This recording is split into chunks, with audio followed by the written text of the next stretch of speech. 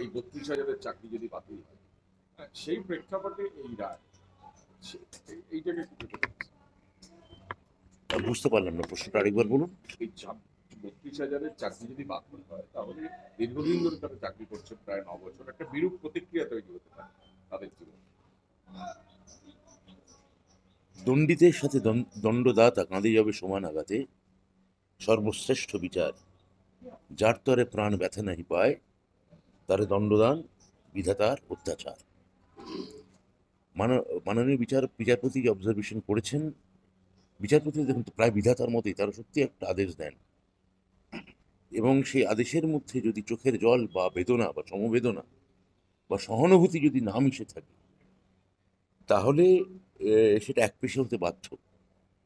সেটার মধ্যে সেটা সাবস্ট্যান্সিং, মানে প্রায় একটা জল ছাড়া নারকেলের মতো একটা শুষ্ক হয়ে যায়।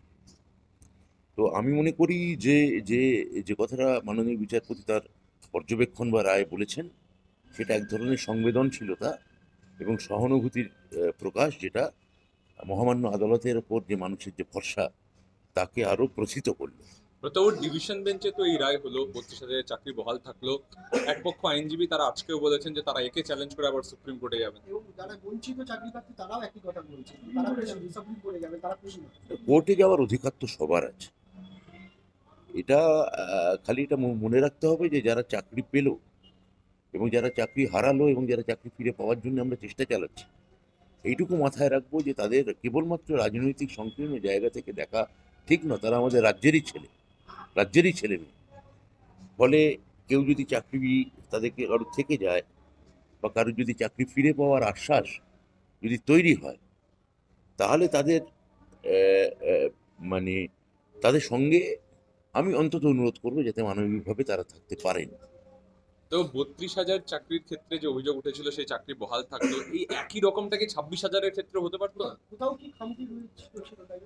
আমি তো আবার বলছি, আমি রায় নিয়ে কোনো কথা বলবো না, কেননা সমাজের একটা অংশ পারসেপশন তৈরি করার চেষ্টা করেছিল যে এই এই এই পদ্ধতির মধ্যে, আমাদের দপ্তরের পদ্ধতির মধ্যে কোথাও ফাঁক আছে। সেখানে দেখা যাচ্ছে যে আজকে তার অনেকটাই আমরা ঋতু সম্মান পুনরুদ্ধার করতে পেরেছি। ফলে এইটা নিয়ে আপনারা যেরকম বলছেন যে এটা এটা এটা কি ফাঁক ছিল কিনা, আছে কিনা, তার থেকেও বড় কথা সেটা এই এই ২৬,০০০-এর মধ্যে যারা যোগ্য, তাদের পরীক্ষা হয়ে গেছে, ফলাফল বেরিয়ে গেছে, যাচাইকরণ চলছে। এইটা যতক্ষণ না আমরা তাদের প্রত্যয় বা ভরসা দিতে পারছি, ততক্ষণ আমি তাদের চাকরি কেন বাতিল হয়েছিল, সেই রায়ে কোনো গন্ডগোল ছিল কিনা, সেই নিয়ে আমি অন্তত কোনো মন্তব্য করবো আমি করবো না। একটা বিষয় হচ্ছে, এবার ওনাকে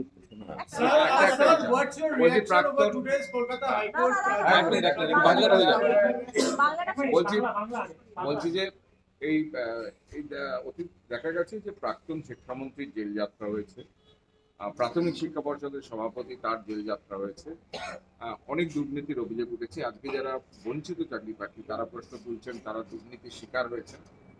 এই অর্ডারের পর এইগুলো কি তার মিথ্যে হয়ে গেল? এটা তো দেখুন, কি মিথ্যে হলো কি সত্য হলো আমি বলতে পারবো না। আজকে যে শিক্ষকরা যাদের চাকরি থাকলো, যারা একটা মানসিক অনিশ্চয়তার মধ্যে ছিলেন, তাঁরা যে আবার চাকরি কর্মস্থলে মাথা উঁচু করে যেতে পারবেন, এটাই আমাদের কাছে বড় কথা।